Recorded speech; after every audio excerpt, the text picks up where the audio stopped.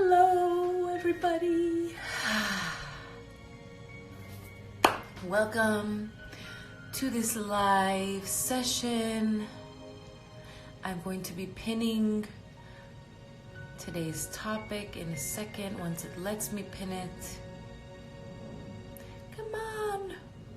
There we go. Please let me know where you're joining from and your name and something interesting that you've been doing to be creative in the last few days. Thank you so much for joining, for those of you that are live right now, and also for those of you that are watching this on the replay. Welcome. Let's all just take a deep, deep, deep breath together and just allow ourselves to just be present in this moment with one another. Hello from Australia, higher self. Hello, Sebastian Nelson from British Columbia. Welcome. I'm watching a show called Alone in British Columbia, and we're loving it. It is so, so beautiful where you live. Hello, Emma from Minnesota, from Czechia. I don't even know how to say that. Hi from Czechia. It's beautiful. Originally from Turkey, and I'm a marriage and family therapist. Amazing. Hello.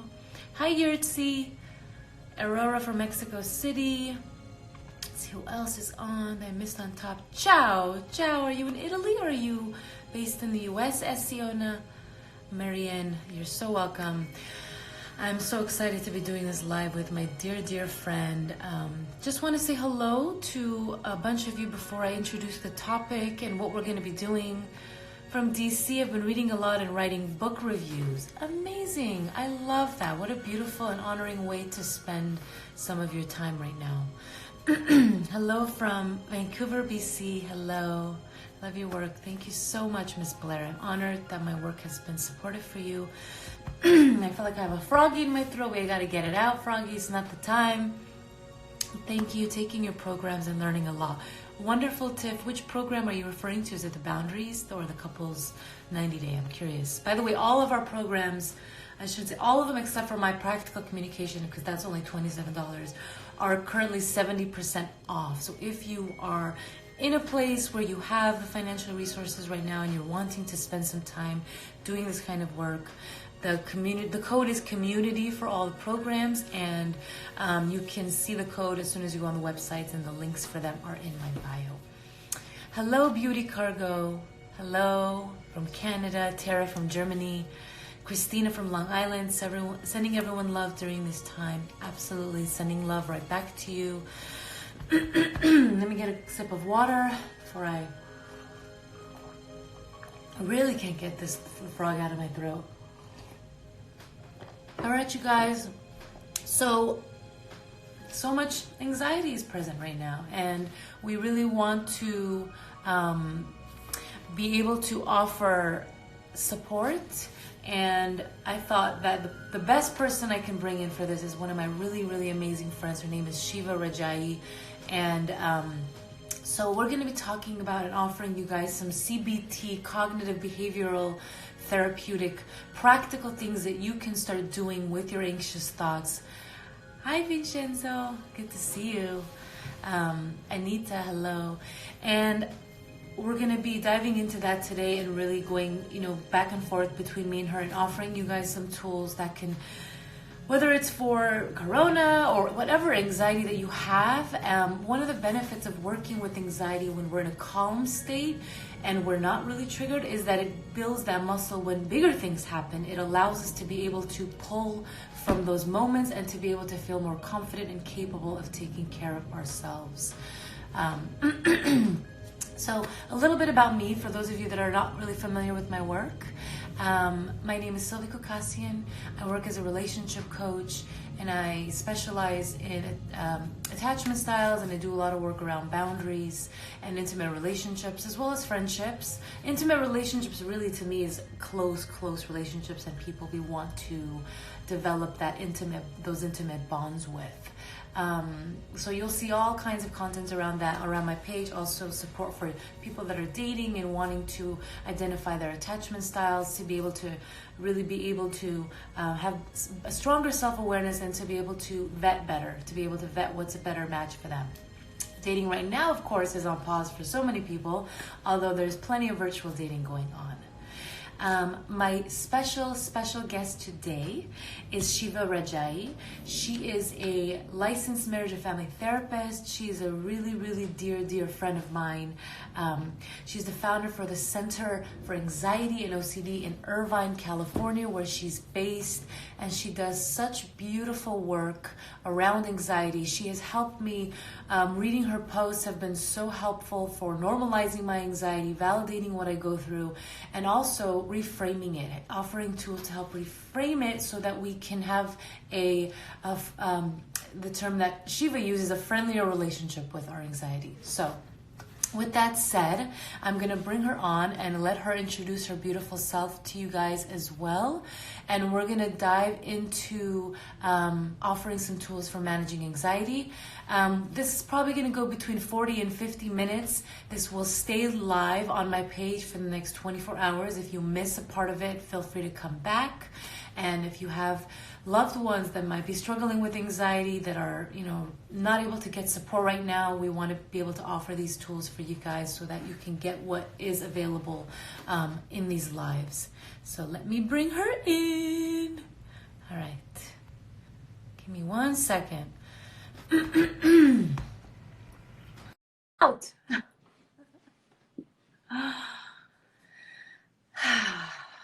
Almost there. Fingers crossed. Hello, good morning. There she is, beautiful Sheva. How are you? I'm good, love. How are you? So good. Awesome to hear your soothing voice in the early afternoon. And hello to all of your followers. Hello. Well, we're so excited to have you and your beautiful heart and your beautiful mind, and just to be able to have this conversation around anxiety. I've been just so excited to have this. So thank you so much for being here, Sheva. Oh, I'm absolutely honored to be here. Honored to be here with you and your followers, and just to be able to be a part of this conversation any way I can. So thank you so much for having me, Silvy. Absolutely, my pleasure. Well, I introduced you, but I love allowing people that are coming on my lives to introduce themselves. If there's anything specific that I missed or anything that you just want to share, I think that would be really helpful for people to just get to know you a little bit. Yeah, my pleasure. So my name is Sheva Rajaee. I'm a licensed marriage and family therapist, and I am the founder and director of the Center for Anxiety and OCD, where we specialize in treating anxiety disorders and specifically OCD in the Orange County area. But we also practice internationally, and it's just treating anxiety is a huge passion of mine. It's really personal for me because I myself have OCD.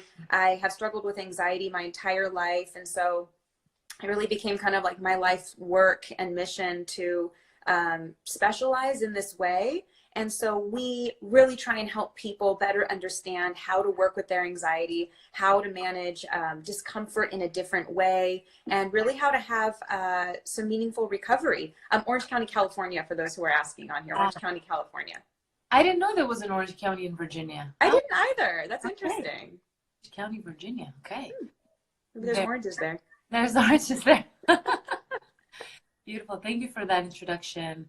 I mean, how timely, right, to be talking about anxiety right now in the middle of all of this going on. And, I know me and Sheva spoke a little bit last night about how we wanted to really frame today's conversation and really wanting to take the conversation beyond just Corona, right? Because anxiety is present for so many of us through so many other experiences and transitions we're going through. And though, what a perfect time to be able to offer some tools while Corona is happening right now. Oh, so true, Silvy. I mean, I think, you and I were discussing a little bit. I have the pleasure of getting to speak to Silvy sometimes on the phone. We get to be friends, which is awesome. Dear friends. Dear friends. And we got to speak a little bit about how what's so interesting that's happening right now is, the whole world is tuning in, and sort of the whole world is really turning up in this way. And they're experiencing anxiety in this way in which a lot of this community, a lot of your followers, a lot of my followers, clients, friends, myself, we experience every day. So it's this really interesting moment where it's like the entire world, the global population is tuning in and tuning up. Sometimes I think that creates higher consciousness. Sometimes I think it creates a lot of anxiety. But I think it's really interesting how how much we're all having this experience of anxiety in this moment. Absolutely. And, one of the things that I think is so important in times like this is even if we're feeling generally okay, I think it's such an important opportunity to start practicing deeper, whether it's meditation or, the things that we're going to talk about today, some CBT tools to just really be able to practice them for the small things, for the small moments of anxiety, so that we can feel more confident and a little bit more capable of doing those things when we feel the bigger anxiety. What do Yeah. you think about that?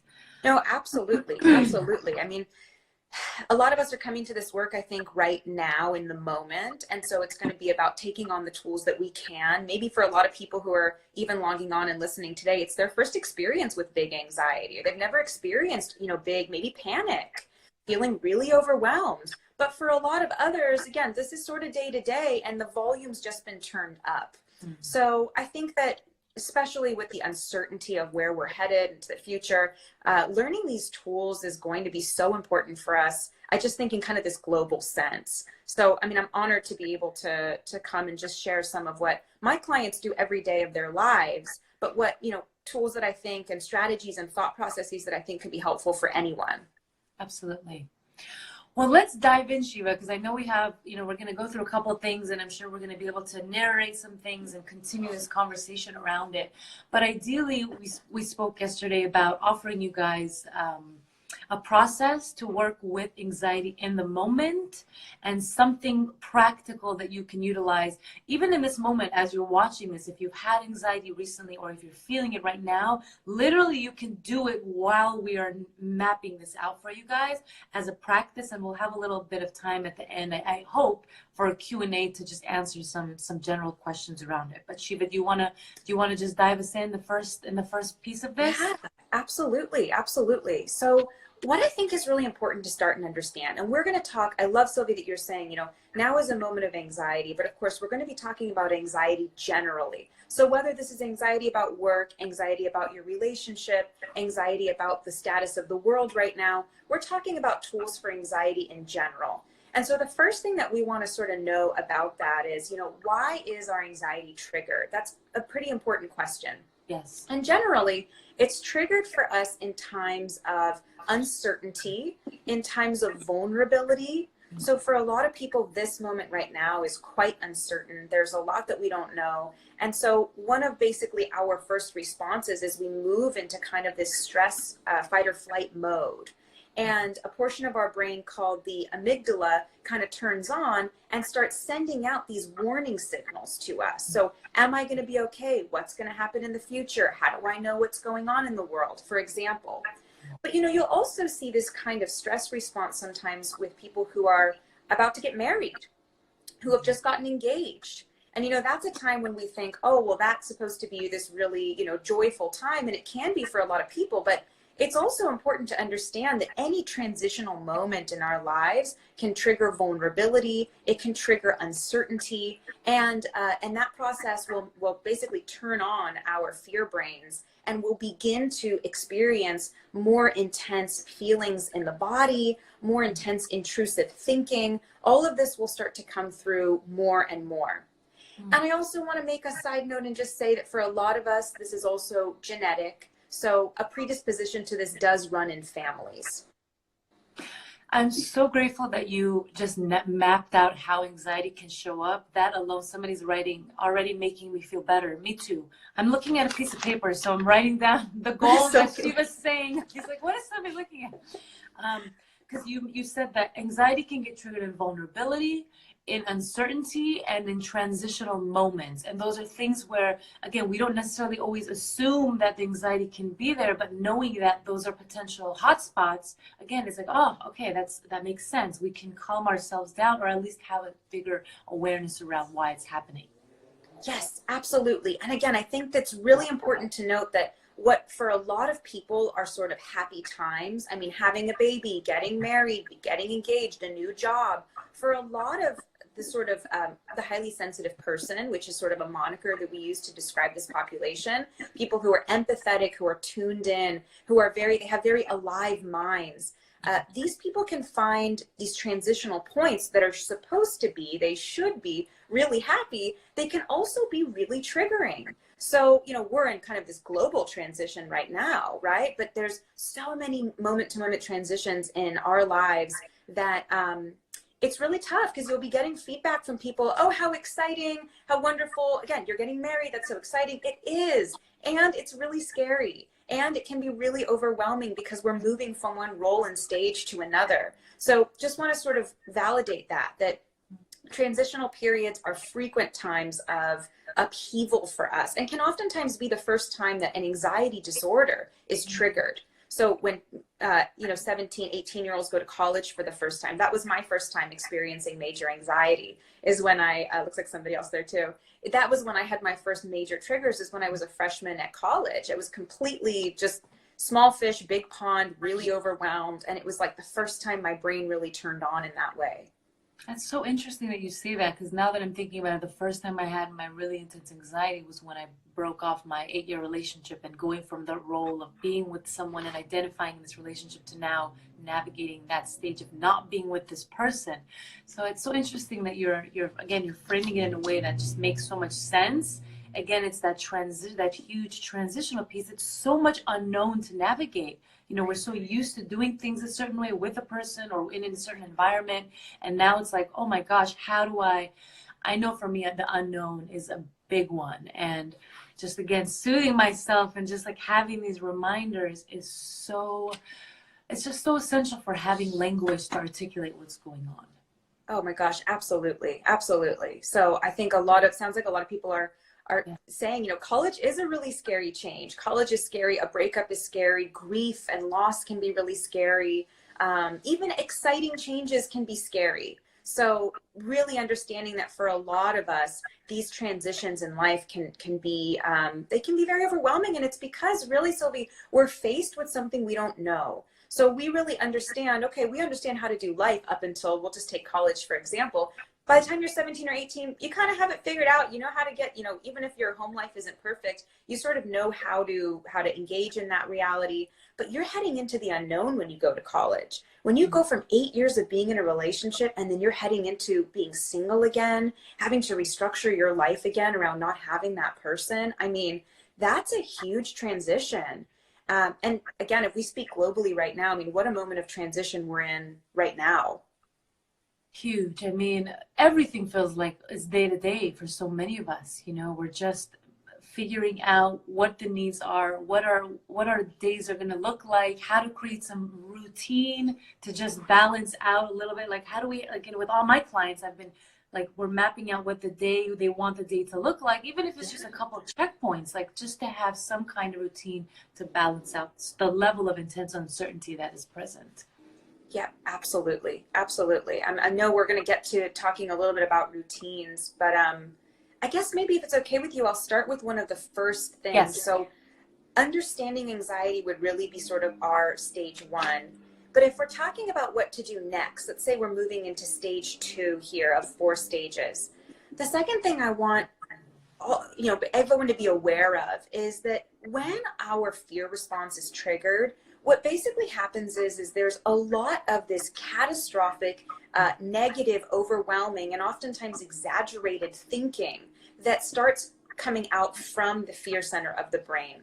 So right now, or again, imagine you guys are triggered, whatever that is, relationship, job, coronavirus, there's going to be a lot of narrative that starts pouring in that might sound something like, you know, oh no, it's like this, it'll always be like this, the world is over. Or, I don't know how I feel about my partner. That's instantly meaningful. That's instantly important, right? I didn't feel 100% certain. What does that mean? So what happens is, again, when we're triggered in these vulnerable and transitional stages, the brain starts trying to protect us by basically sending out all of these intrusive messages. And what are we taught our entire lives? Listen to your thoughts, listen to your feelings, trust yourself. Trust your gut. Trust your gut, right? And that's the hardest one. It's so difficult because it's actually amazing advice if you're not talking from your fear brain. But if you're in kind of an anxious moment, listening to your gut and trusting your thoughts, you're listening to a scared, a scared part of you, like a really fearful part of you in those moments. Absolutely. And would you say, Shiva, that catastrophic thinking, is that the umbrella for like black and white thinking or personalized thinking, or is catastrophic in its own kind of domain? Yeah, so technically there's a term called cognitive distortions, and underneath the umbrella of a distortion, which literally means cognitive is your thought process, distortion would be how it's, I always think about it as like you're in a fun house, like it's going through a fun house mirror. So a cognitive distortion is basically these distorted funhouse mirror thoughts that go through your mind. And catastrophizing is one kind of cognitive distortion. Another one would be black and white thinking, just like you said. Another really common one is emotional reasoning, where we really buy into what we're feeling. So that's sort of the trust your gut one, Sylvie, where it's sort of like people go, well, trust whatever you're feeling. And it's like, well, hold on a second. If you're actually in an anxious spiral right now, trusting your gut, it can be a bit counterproductive, because what you're listening to is the part of your brain that's wired not to be rational, but to get you out of perceived danger, right? As the keyword, perceived danger, right? Yes, somebody had written on here amygdala hijack. I was laughing. Amygdala hijack is exactly what it is. It's an overactive amygdala in that moment. I think what you're sharing is being able to have awareness. That first piece of, do I have I'm saying it wrong. Catastrophic. I thought wrong. Everybody struggles with that word. It's really hard. Yeah. Catastrophic thinking is recognizing when we have those. Another example would be like, if we break up with someone, I'm never going to find someone like as good as this person ever again, or I'm never going to get a job as good as this last job that I had. It's like this really big thought that can just feel so limiting and almost feel like just so disencouraging for us. Absolutely. And it's just a reminder to us that these thoughts are not necessarily facts. They're not necessarily truths. What they are is that they are attempts for our brain to make sense of and control our environment. A lot of times they're protective mechanisms in our mind. So, it's not that the brain is mean. I think a lot of times it's easy to be like, oh, my brain is so mean to me. My brain hates me. And it's like, no. Our brains are just designed to protect us. They're designed to try to keep us safe, but they don't always know what's best for us, right? So it's kind of like we need to sort of be rational observers of this process, and we need to sort of take our thoughts and feelings into account, but just don't automatically buy into them, especially everyone, when you are anxious. So if you're triggered, you're in a heightened state of anxiety, it's really a great idea to just stop and take a minute and really look at those thoughts and feelings as, messaging from your fear center, not necessarily facts. That's so important. I mean, for someone me personally, that has struggled with literally believing my thoughts, believing my feelings, and just making choices from those places, making space of that awareness, just the awareness piece, it buys me time to process and explore. Well, is this for sure true? Like, do I, what is the evidence that this is actually happening? And to just give myself permission to not feel like I have to make a decision right in the moment, like you said. It's that space building piece that I think is so essential in this second stage that you're describing. Absolutely. I mean, one more time to reiterate it, because it's so important. Not everything we think is true. Not everything we feel is true, right? We need to sort of be these rational observers of our thoughts and feelings. And that exactly does that, Sylvie. It creates that distance and that space. And in that distance and that space, we become much more empowered. The relationship with our thoughts is much more balanced, because we're not simply attaching, right? Somebody wrote attach, thank you. We're not simply attaching or fusing to the thoughts, but we're creating a little bit of distance so that we can actually look at them and decide, do I want to buy into this? Is this useful, right? Is this accurate even? So it's really important to create that distance. And also, it's like, it gives us permission when we're having a lot of those intrusive thoughts and catastrophic thoughts. It's like, is there something that I'm actually feeling that I'm not allowing myself to feel? And I'm like, stuck in my head analyzing it. Is there something that I'm afraid of, that I'm feeling sad about, and really kind of using that as an opportunity to check in with our body and see what beautiful. I think that's a, you know, sometimes when we work with the brain, it can be really easy to forget the body piece or the emotion piece. And I think that they're working in tandem, and we have to check in with both. Beautiful. Right? I 100% agree. And I think reminding ourselves too, why is our brain spinning? It's usually because we feel something very deeply. So it could be sadness, it could be discomfort, it could be anxiety, it could be anger. But recognizing that this is trying to make sense of what we're feeling here. And so a lot of times, now for many of my clients, it's discomfort, it's anxiety, it's this intolerance of the unknown, right? And then what that does is that basically turns into this attempt to want to control it, make sense of it, put a narrative to it. Well, I must be feeling this way because I don't love my partner. I must be feeling this way because I'm in the wrong relationship, because, you know, because the world is ending, because who knows? But to be able to see through that, Silvy, yes, and to catch that deep emotion in the body, that's the next step to the whole process. I mean, what you just said is such gold. And if we can just take that, of this ability to work with it and check in and to be able to look beyond the veil of the, you know, we're a culture. I mean, we can say that we're a culture here in the West, but I think in many parts of the world where we don't know what to do with difficult feelings. We don't see the value in difficult feelings. We just want to get the hell out of them as fast as we can.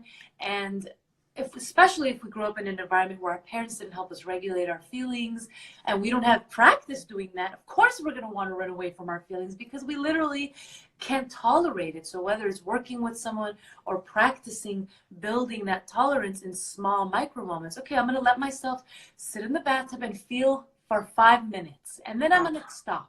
You know, and building that tolerance slowly so that we're not waiting for these big moments to happen when then we feel really, really overwhelmed by this. I mean, so beautiful, so true. I think there's this real angle. I mean, you know, parents do the best they can, but so often they fail to honor the highly sensitive child, you know, the part of us that's having big emotions and big feelings and needs help feeling those feelings. But, you know, if you have a parent who doesn't know how to feel their feelings either, with the best intentions in mind, how could they possibly give that to you as a child, right? I mean, we have to go to grad school and do all this work to figure it out, right? Exactly. I mean, and even then, I mean, completely, I still struggle with it. You know, I mean, so sit me at home with nothing to do and things come up for me, and it's still very much a practice for me. And I wonder if it is for you too, Silvy, but very much a practice, like every day, to sit with discomfort, to sit with my feelings, because it's just easier to run from them. It's easier to run into action. It's easier to run into avoidance, into an answer, right? Into a process, a thought process. It's easier. So much easier. And at the same time, something feels off, right? Like it's just like, there's something here that I'm not tuning into. And I know that the answer, as much as like I feel like the instinct is to want to run away, like after a while of doing that, you start to get the sense of, all right, there's something else going on here. Well, it doesn't work, does it? It doesn't work. It doesn't work. I mean, not in the long run. I think in the short term, you can always run to anything. I mean, it could be food. It could be a hobby that you know, it could be a person. It could be anything. But in the long run, it doesn't work. So people end up hitting a wall eventually, and they sort of end up breaking open and having to look at themselves. And that's oftentimes, I think, when people come to us, when we are, you know, we get the honor of being able to meet with people and begin that healing journey. Because I can speak for myself. I've hit that wall so many times. I'm guessing, I mean, a lot of us don't come to this work without having hit that wall. Absolutely. Where we're just like, I'm going to run from everything and try and figure it out using the easy way out. And then life just finds a way to kind of like, nope, sorry, you know, you're going to do this work. Yeah. But yeah, it is, I think it's such an empowering experience, Silvy, to realize that you can tolerate feeling bad. Like, it's such an empowering experience to recognize that discomfort won't break you, that discomfort is temporary, that having a different relationship with it, it changes your world. Because if we spend our whole life running from it through thinking, through doing, through action, we're never creating space for it. We're always stigmatizing it. And when we stigmatize big emotion, right, when we tell ourselves through our actions, I can't deal with this, I can't tolerate this, I need to run, we're never going to learn this hugely valuable lesson, which is we're strong, we can tolerate big emotions, we might not like them, but we can handle it. And that there's value in them, right? And that there's something on the other end of it that's going to help me connect deeper with myself and just be more integrated overall with my own experience in general. I mean, we can even take this moment right now, right? Like what's going on globally. It's this dichotomy of things being so scary on one end. And also, I know that we're all probably seeing some interestingly beautiful things come up, you know, people helping one another. The beauty of slowing down, of spending time at home, of spending time with ourselves. I mean, there's a lot of duality to that. And I want to honor that it's a really scary time for a lot of us. But through discomfort, we're also seeing a lot of beauty and a lot of growth. And that's it. I mean, what a metaphor. And so many of us are reaching out to loved ones and staying connected in a deeper way than we might haven't done in so long. And there is a beautiful, beautiful piece to that. And I think it is important to make space for both sides. I'm appreciating you saying that a lot, because one doesn't have to dismiss the other, right? They can both exist. Again, another difficult concept to hold, but a valuable one to hold. Yeah, absolutely. Well, I think... You want to walk us to stage 3? Yeah, let's cruise over to stage 3. I mean, we're moving through pretty seamlessly here. So once we understand anxiety, which would be sort of like our phase 1, and then we begin to sort of look at it a bit more rationally, that's stage 2. And so understanding why it's there, looking at it with a little more rationality, with a little more clarity. We then move into sort of the third phase of working with anxiety, which is to actually allow it to exist. This is so important because one of the things we need to understand is that we can't get rid of thoughts that we don't like. We can't get rid of feelings that we don't like. The minute we're trying to eradicate thoughts and feelings, we are fundamentally at odds with ourselves. And that's a really dangerous place to be. That creates a lot of dissonance. So this is really probably the most important tool for anxiety. If I'm being honest, it's more important than the first or the second one, is this relationship with discomfort. Can we let our thoughts exist? Can we let our feelings exist? The hardest part. Yep, absolutely is the hardest part. Someone's saying that in there. Jana is.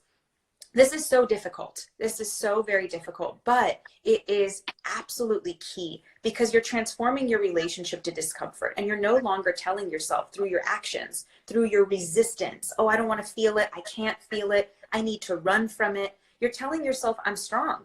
I can handle this. This anxiety gets to be there. This feeling gets to exist. So I have some practical tools for that, but I want to just stop for a second because that idea is kind of big and it's kind of esoteric, right? It's like, what does that even mean? Yeah, absolutely. And it's like, I like to look at it, this happens in micro moments, like whatever we can build on to just create a little bit of a bigger window of tolerance for those difficult feelings is huge. Meditation is huge. Again, it allows us to witness the thoughts, but from a place where we can step back and just observe it. That's been a huge practice for me. And meditation isn't something really that you have to sit down and do in the way that we see like the Buddha always do. Sometimes it's literally observing the thoughts. Like we can be meditating throughout moments of the day where we're just more, you talked about this, about, creating that space and just having that awareness and clarity around it. And once you practice that second stage, then you have a little bit more space to cultivate. And I love the word you used yesterday. And I don't know, I hope this isn't stage 4, but that friendly relationship around. No, this is it. This is it. That's absolutely it. Empathic, friendly and empathic. Those are the 2 big words. Yeah. And people hear that and they're like, how on earth, why? I mean, these thoughts are so painful to me. They're so uncomfortable to me. How could I have a friendly relationship with them? And I think there's a really big moment of realizing that, these thoughts and feelings, they were never not meant to be there. Like our brains are always churning. It's our survival mechanism. I mean, it's always trying to keep us alive and judge situations and warn us of potential danger. And if you can understand that the human experience includes this kind of with pain, we can stop running from it, because it's really when we run from that experience of being human, that we feel discomfort from it. So it's like, it's this real big philosophical shift. And I'm going to say, in my work with clients with anxiety and OCD, Silvy, this is the change point. Whether it comes in the third session, which is when I teach it, or it comes a year down the line, when people understand that they can't fight their anxiety, that they can't have this antagonistic relationship with discomfort, when they realize that, everything relaxes. It's like everything goes, it's like you lay down your weapons. And people think that's the moment. I think the fear is that's the moment that they'll die, you know, metaphorically. There'll be this death, and there is, but it's not the death of what you think is going to happen. It's the death of resistance. And it really is this opportunity to be sort of reborn in this different relationship to your discomfort. That is the single most, I have goosebumps thinking about that moment in treatment with clients where they come in and they go, I just stopped fighting because I couldn't fight anymore, because it wasn't working, you know, because no matter what I tried, however many therapists I went to, however much I did, the thoughts were still there, the feelings were still there. They're meant to be there. So they were always meant to be there. You're not pushing them to go. It's like you're making space for them to be at the dinner table and to be part of your experience. Yeah, absolutely. You don't have to like them. You don't have to agree with them. None of that has to be there. I think people need to understand you don't have to like them and agree with them in order to let them sit at your dinner table with you. That is what we have to do. I don't know if you've heard the story or the metaphor, Silvy, of sort of like the bully with the thoughts. This is a somewhat familiar one, but I'll say it again. Yeah, I want to hear it. It's sort of like a really, really helpful metaphor. I use this with everyone, kids, adults, everyone, is this idea of our thoughts as the bully. So it's kind of like the bully comes in and starts going, you know, we'll just use a common example in relationships. Like you chose the wrong partner. You know, this is the wrong partner for you. What if you made a mistake, right? And the bully's kind of poking you and prodding you. Our instinct when that bully starts poking us is to fight the bully, right? No, you're wrong. This is the right partner for me. Maybe to start crying or to run away, fight, flight, or freeze, right? Yeah. If you do that, what's the likelihood? I ask clients to go, what's the likelihood that bully's going to come back tomorrow and keep terrorizing you?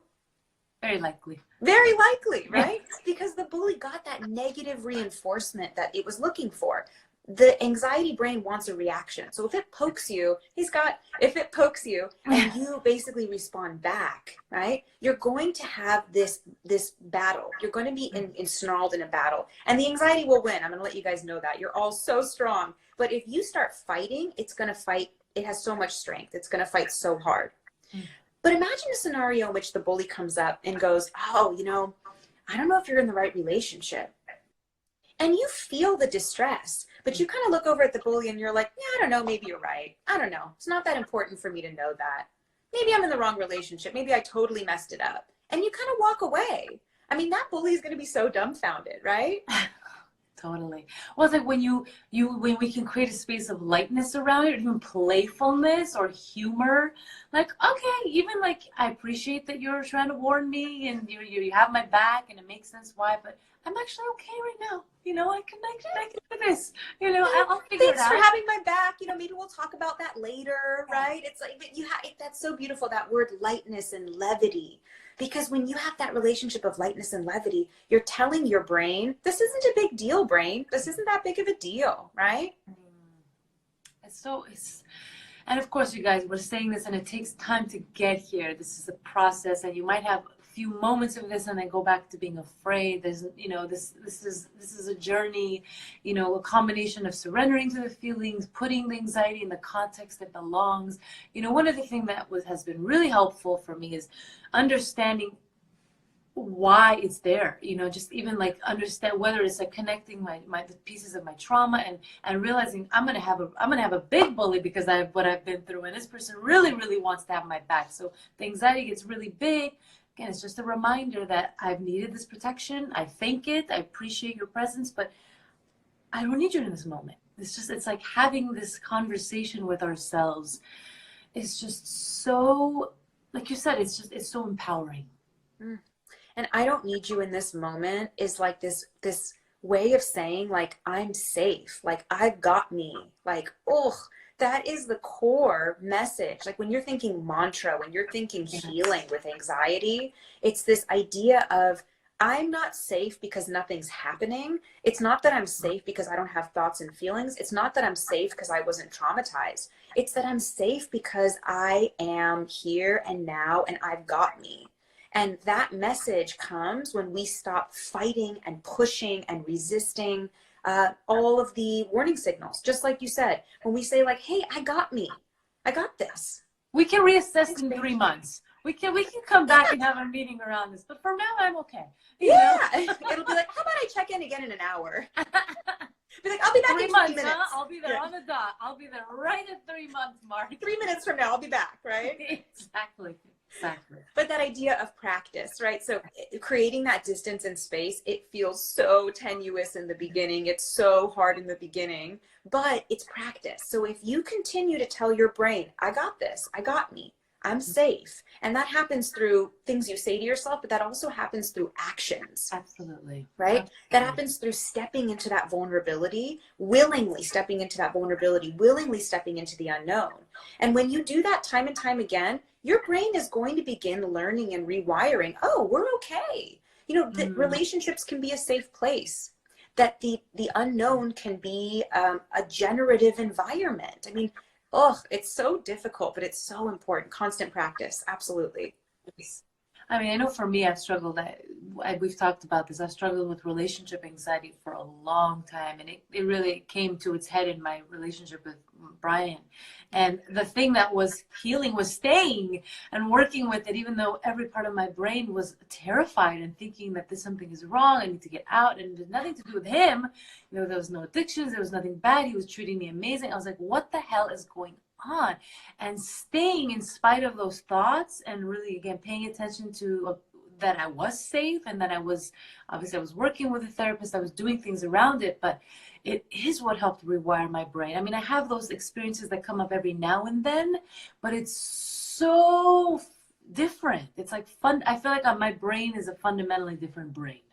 Wow. I mean, it's, there's a psychologist, he wrote the book Passionate Marriage. His name is David Schnarch. I always laugh saying his name, but his name is David Schnarch. And he talks about relationships as people growing machines. And oh my God, I mean, that hits me in the gut. It's like they are such mirrors. They're such vehicles for personal growth, because if you're in a good one and you're in a healthy, loving one, like you and Brian are, right? It's just opportunity after opportunity after opportunity to face ourselves, to face our dark spots, to grow, to learn to be vulnerable. I mean, it's so hard. I've been married now for 5.5 years, and my marriage is the most beautiful and has been one of the most difficult, transformative things in my entire life. Simultaneously amazing, and also one of the hardest things I've ever done, hands down, if not the hardest thing I've ever done. I so understand and relate to all of that completely. Most beautiful and most hard. I think that's what marriage is, isn't it? I think the most beautiful things in life tend to come from that. I don't know. Yes. And just shows again the value of tolerating and learning to cope with those difficult feelings so that we can experience the beautiful and connected and powerful experience of the intimate relationship and what it provides. Oof, because to get there, the vulnerability, right? To get there, you have to be willing to feel vulnerable.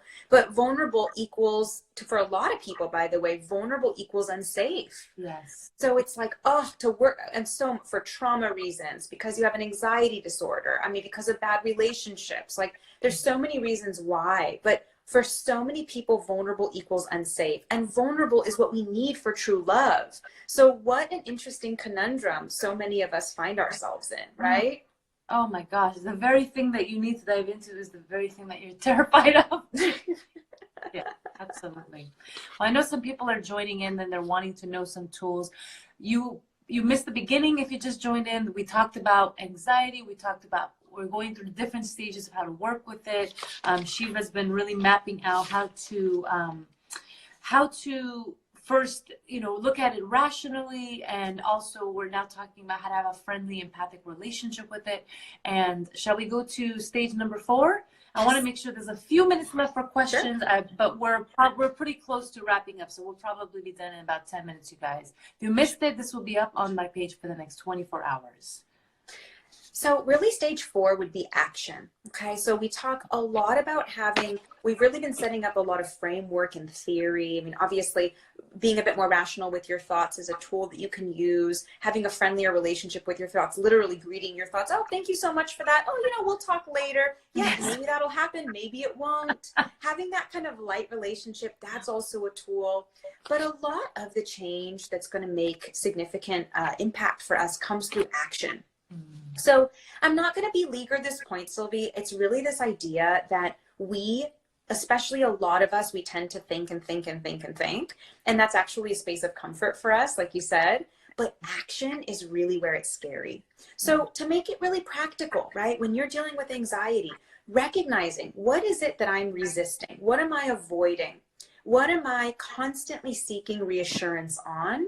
And then beginning to move into those spaces. So for example, if you're avoiding with relationship anxiety, if you're avoiding something like a committed statement, like you have a really hard time telling your partner how you feel about them, trying in those kind of small actionable ways that you were talking about, send them a text, right? Once a day, start there. You could write them a letter. You could challenge yourself to be a little more physically affectionate, right? But just a little bit. And what you do is you put yourself in that vulnerable space and you let your anxiety come up and you sit with it. You don't run from it and you let it naturally resolve, which is you teaching yourself. It's like a rep, right? It's you teaching yourself, I can handle this. I have the strength. That would be one way to deal with avoidance, right? If you're seeking a lot of reassurance, doing a lot of Googling, asking a lot of people their opinions, what you're doing is you're outsourcing your confidence. You're outsourcing your trust in yourself. So see if you can tolerate the uncertainty and the unknown without, I'll use right now as an example, news consumption. It's really tempting to think the more we get through the news, the better we're going to feel. That's actually probably making us far more anxious. So sitting with the fact instead that, this is such an unknown time, whether, again, in my relationship, my life, in the world, coronavirus, this is such an unknown time. This is such an uncomfortable feeling, but I can sit with that feeling rather than run from it through compulsion would be the term, right? So what I'm really hearing, Sheva, is almost like, would you say that, because this is like kind of, I'm looking at it like different tiers, and you created the relationship version, is if we're more in the avoidance, which kind of gives us this illusion of certainty, right? Like we're not really, we're not exposing ourselves. Like you said, we're not really being vulnerable. We're not really taking those risks. And the way to take action on that is to take these little micro risks, which I think, again, I'm so glad you're saying that. This is not about pouring our heart out and doing this grand gesture. That's going to re-traumatize us and put us back in our shell and never want to do it again. Small. Yes. And then when it comes to something like, maybe we're trying to get certainty right now. Of course, we're trying to get some, clear understanding of what's going on. And yet the likeliness of ever getting that is we're not. I mean, of course we want to be informed. We want to be, checking news in a way that's nourishing for us. But at what point does it start to get, like you said, excessive or compulsive? And so the action step would be to pull back and then allow ourselves to feel into that unknown. Is that what I'm getting? Exactly right. That's exactly right. And if you're, if your followers are listening here, it's really checking in with yourself, guys, and sort of recognizing, like, you've tried this so many times. Like, you've tried this hundreds of times to get an answer. You've tried so much to feel safe in this avoidance, for example, and really asking yourself, like, is this working for me? Is this really the kind of life I want? Is this creating the love that I want in my life? And if the answer is no, and you're being honest with yourself that this isn't really, it's not quite working for you, it's with so much compassion and love for the protective mechanism, starting to step outside of that. And that was your brilliant suggestion, Silvy, but it's this idea of really tiny chunks, really small actionable steps. That's exactly right.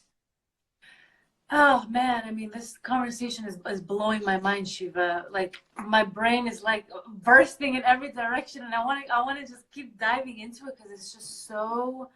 I mean, if we just look at the concept of relationships and the one, right, culturally, what a mind fuck that is for those of us that have relationship anxiety. And the fact that having some doubt in a relationship is not a bad thing, right?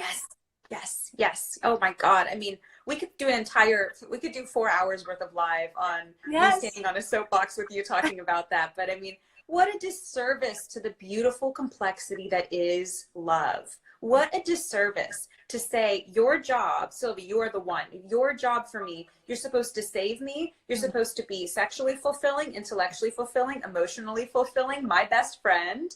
You're supposed to be my business partner. You're supposed to know exactly when to put the dishes away. I mean, come on, right? Absolutely. So and like you said, it's like we're outsourcing so much of like, we're putting so much onto this other person that it robs us from really cultivating a self in so many ways. Absolutely. I mean, it's a fantasy. Yes. And it makes sense because we all want to think there's someone out there. There's something out there. The perfect job, the perfect partner, the perfect body, the perfect world where we won't feel pain. But I think it's actually a really beautiful capstone to our conversation, Silvy, to say that pain can be an ally. I mean, pain does not have to be an agent that we tell ourselves, I can't tolerate, I can't stand this. It's transformative. It is your portal. Pain is your portal to a better life, to a fuller life. So really looking at it as, gosh, I don't want a partner that doesn't challenge me. I don't want a partner that comes into this world and takes care of every single need that I have so that I don't have to do any work. I mean, first off, that's not sustainable. But secondly, I mean, where's the growth? The robot. It's exactly. I mean, maybe they're coming, but I don't know how good that's going to be for us.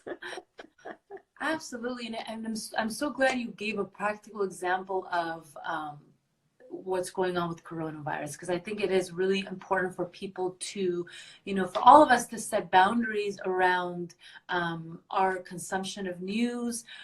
One of the things I've been really practicing that's uncomfortable for me is like people wanting to share information about what's going on, like specific data. I was like, I have my person, Brian is kind of holding the intake right now.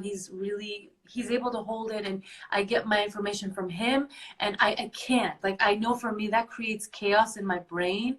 So figuring out ways to set boundaries, and then what that does do, it does allow me to hold this unknown that for me is a really necessary practice, and it's what allows me to function. I need to have and continuously cultivate a relationship with the unknown, like you said, on a daily freaking basis. Like, it's my lifeline. I need it. Having certainty just makes it just like, it doesn't work for my brain. Yeah, it's I think you've just realized it's temporary. I really believe, Silvy, it's not the answer, that staying open, remaining open, it keeps us generative, it keeps us creative, and taking steps to keep, because, a lot of things like stress will close us off to that willingness, and lack of boundaries will close us off to that willingness. You talk so much about lack of boundaries in your incredible work, and this idea of when we put boundaries up and we love ourselves and we take care of ourselves and we have practices, we take time for ourselves, there is more looseness and willingness to feel that discomfort. So how important is it to love and take care of ourselves? I mean, it's everything. It opens us up to this work. Absolutely. It's so important. And obviously, look, me and Sheva have been doing this work for a really long time. We don't expect anyone to just kind of, all right, I'm going to do this. And as you see and hear from both of us, we practice this every day. So micro moments. If you are reading the news 3 hours today, maybe you could just do 2.5 hours today, so pull back in a way that's still honoring of you, and you're not just taking a coping skill that's really serving you and protecting you to deal with your anxiety right now. Sometimes we're not ready to do this work. So trust your experience, and take what is helpful for you, and know that this is a gentle building process. We're not ripping band-aids off. That is never helpful. We have a couple more minutes. I know Instagram is going to shut me off in an hour. We probably don't have any time for questions today, but I'm definitely going to send Sheva cookies, whatever, to get her back on. Get her back on, and we would love to just continue this conversation with you guys. Do you want to just kind of wrap up, Shiva, in some way? Do you want to just like finish? And I want you to share. I know you're offering services. Can you tell us a little bit about that? Actually, that would be really helpful. Of course. I mean, I just want to wrap up by saying, first off, Silvy, thank you for everything you do. Every single person on this, all of us are lucky to have you. We're lucky to have the healers. We're lucky to have this light. So thank you so much. Thank you so much to the followers. Thank you guys for what you're doing for your communities. Really, thank you so much. Love you, Shiva. What I want to share with you guys is just that we are open for business at CAOCD. You can find the link on my website. You can find us at caocd.com. We're doing therapy virtually right now, and it will look like this. You're in a virtual office with me right now, and we are offering sliding scale treatment at this time to see if we can meet the needs of anyone who's feeling anxiety, whether it's relationship anxiety or life anxiety during this time. So just thank you guys all from the bottom of my heart. Hang in there, everybody. We're all together in this, and I'm honored to be a part of this community with you. Oh, such an amazing conversation. I mean, I had so many people. I set the reminder for this live. I had so many people that were clicking on it. I was like, I've never seen so many clicks. So a lot of people that wanted to be part of this, Shiva, and I can understand why. Your work and your heart is just so beautiful. And I am one of the lucky humans that get to be this lovely woman's friend in real life. So I'm so grateful. I mean, right back at you. And thank you so much for having me, Silvy. And thank you to all your followers and everybody who's been on. It's been so fun reading your comments down there and seeing how you're all doing. Thinking about you all in quarantine right now. And just remember, we're all part of this together. We're all part of this human story together. All together. I'm going to do my best to save this live. So it's going to be up for 24 hours, but it's so good that I'm going to bug Brian to help me. Babe, help me save it. Thanks, Brian. Yay. All right, you guys, wishing everyone health and safety and lots of love during this time. We will let you know when we will plan another live and do this again. So looking forward to it. Yay. Bye, guys.